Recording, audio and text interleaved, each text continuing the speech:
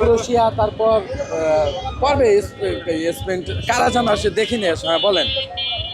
Portugal overall আজকে মোটেও ভালো খেলে নাই, মাঠের পারফরমেন্স তো একদমই বাজে ছিল।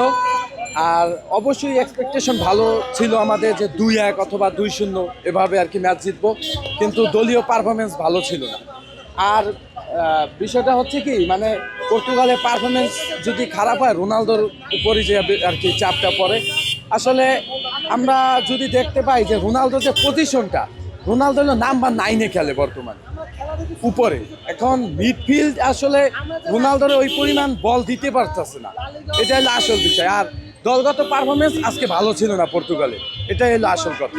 আসল ফল থেকে তৈরি, সম্পূর্ণ প্রিজারভেটিভ মুক্ত ফ্রুটিকা, পিওর মানে ফ্রুটিকা। যে একটা আসলে রোনালদোকে আজকের ম্যাচে আজকের ম্যাচে চান্সই ক্রিয়েট হয় না ওইরকম।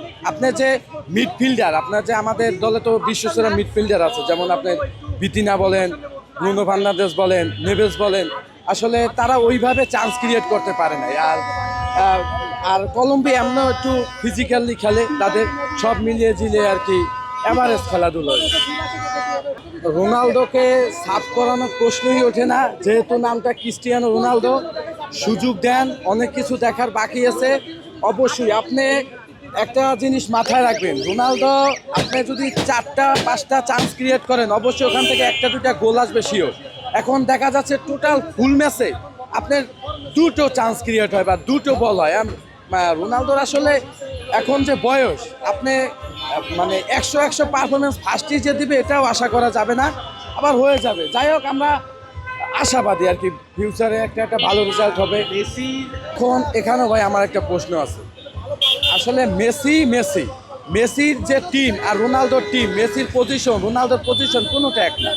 আমি শুরুতেই একটা কথা বলি, রোনালদোর যদি গোল দিতে হয় অবশ্যই তাকে বল দিতে হবে, কারণ সে নাম্বার 9-এ খেলে, তাকে বল দিতে হবে, তাহলে গোল করবে। আর মেসি হলো প্লে মেকার, সে হলো খেলাটাকে তৈরি করে প্লাস গোলও করে, বুঝাইতে পারছি। আর আর্জেন্টিনা দলের যে দলীয় পারফরমেন্স আর পর্তুগালের, এটা ভাই কোনোদিনই এক হবে না। এটা একদম মানে যারা খেলাধুলা দেখে, আপনি লাস্ট ম্যাচে একটা মেসি যে ফার্স্ট গোলটা দিছে, ওটা যে একটা আর কি আপনার মনে আছে যে আর কি ক্রস দিছে, তারপর তো একটা ড্যাম করছে বিপক্ষের প্লেয়ার, মেসি যে গোল করছে। আপনি একবার ভাবেন, ওখানে ওই ড্যামটা করতো, সামনে ব্রুনো ফার্নান্দেজ থাকতো, পিছে রোনালদো থাকতো, আদৌ কি ওই বল রোনালদো পর্যন্ত আসতো? চালিয়ে দিত। বিষয়টা আছে ওরকমই। আপনার আর্জেন্টিনা দলে সবারই আর কি টার্গেট থাকে মেসির স্কোর করবে, মেসির মাধ্যমে খেলাটা। আর পর্তুগালে এইটা নাই, তাদের দলগত পারফরমেন্সে অনেক ভুল ত্রুটি আছে।